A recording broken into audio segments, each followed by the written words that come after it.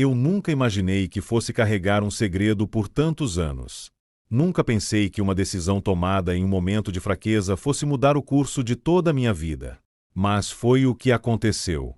Hoje eu conto essa história porque não consigo mais viver com o peso da mentira. Porque a verdade. A verdade sempre encontra um jeito de vir à tona. Mesmo que demore 17 anos. Tudo começou numa noite chuvosa, quando meu marido viajou a trabalho e eu me senti sozinha. Sozinha de um jeito que parecia vazio por dentro. Eu e o Paulo estávamos casados há 6 anos naquela época.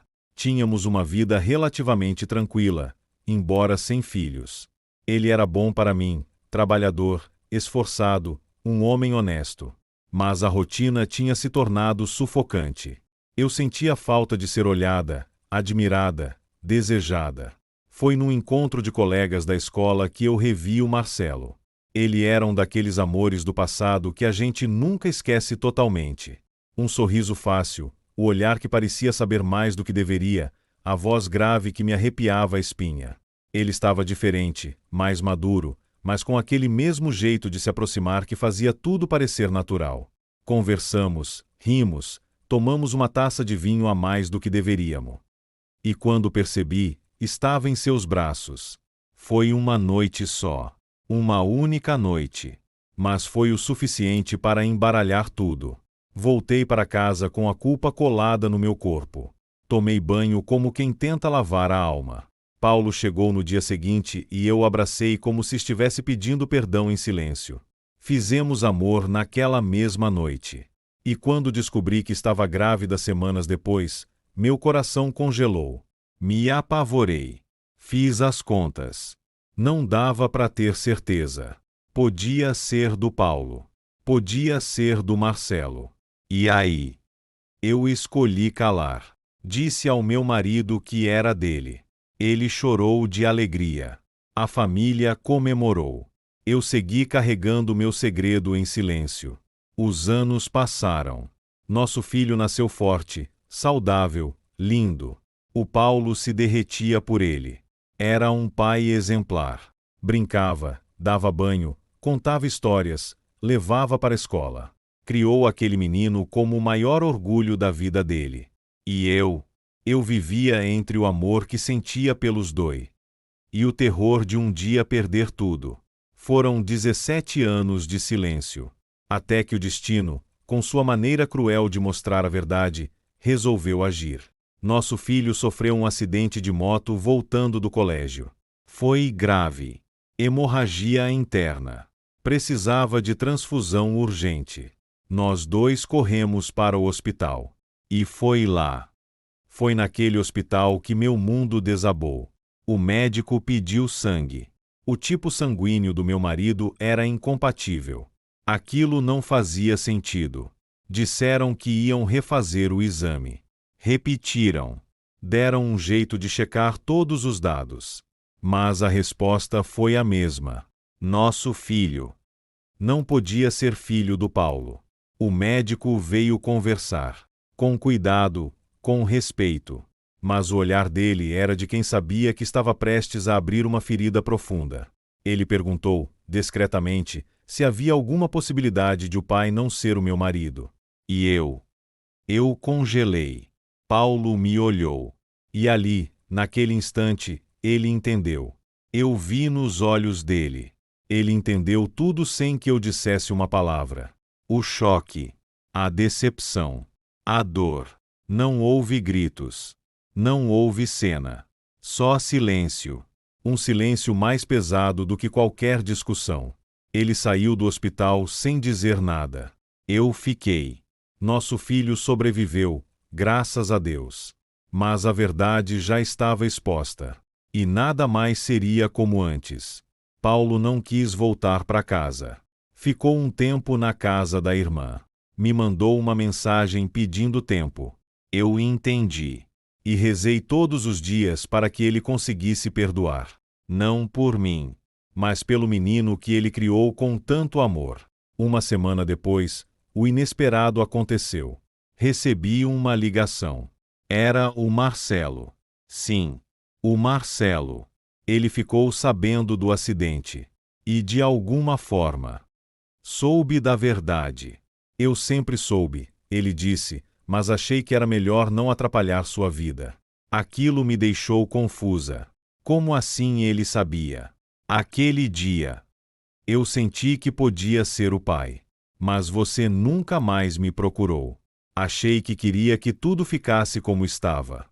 Então deixei. Ele pediu para ver o garoto. Disse que tinha mudado de vida. Que agora era pastor. Que levava uma vida dedicada a Deus, ajudando os outros. E que talvez agora fosse a hora de conhecer o filho. Meu mundo, que já estava de cabeça para baixo, virou do avesso. Eu não sabia o que fazer. Como apresentar um homem completamente estranho como pai de um menino que já tinha um? Falei com o Paulo. Fui até a casa da irmã dele, tremendo, sem saber se ele me deixaria entrar. Ele me ouviu. Escutou tudo com os olhos marejados. E disse apenas: "Você destruiu minha vida." Foram as palavras mais duras que já ouvi. Mas, no fundo, eu sabia que ele tinha razão. Nos dias que seguiram, a dor tomou conta da casa.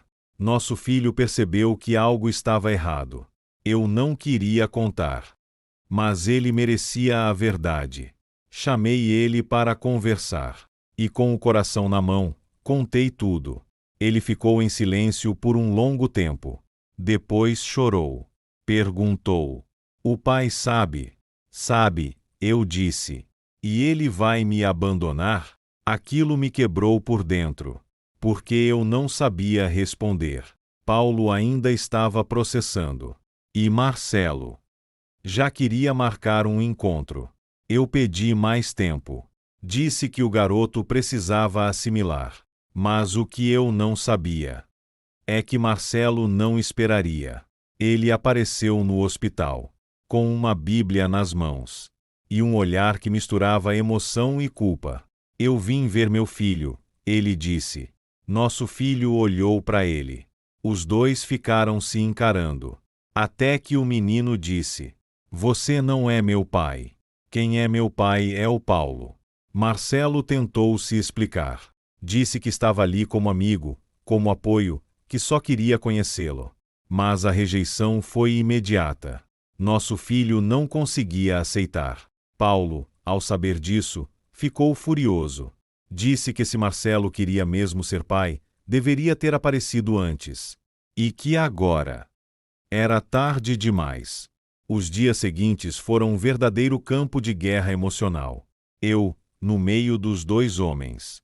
Um que criei uma mentira. O outro que fugiu da responsabilidade. E meu filho, no meio de um turbilhão que ele não pediu. Decidi buscar ajuda. Levei meu filho a um psicólogo. Me submeti a sessões também. E aos poucos, fomos reconstruindo os cacos. Paulo, depois de muito tempo, voltou a falar comigo. Disse que ainda amava o menino, mas que não sabia se podia continuar a me amar. E eu entendi. A ferida estava aberta. Hoje, depois de quase 2 anos dessa revelação, as coisas estão diferentes. Não melhores, mas diferentes. Paulo voltou a conviver com o filho. Eles têm uma relação boa. Pai e filho mesmo. Mas ele não voltou para casa. E não voltou para mim.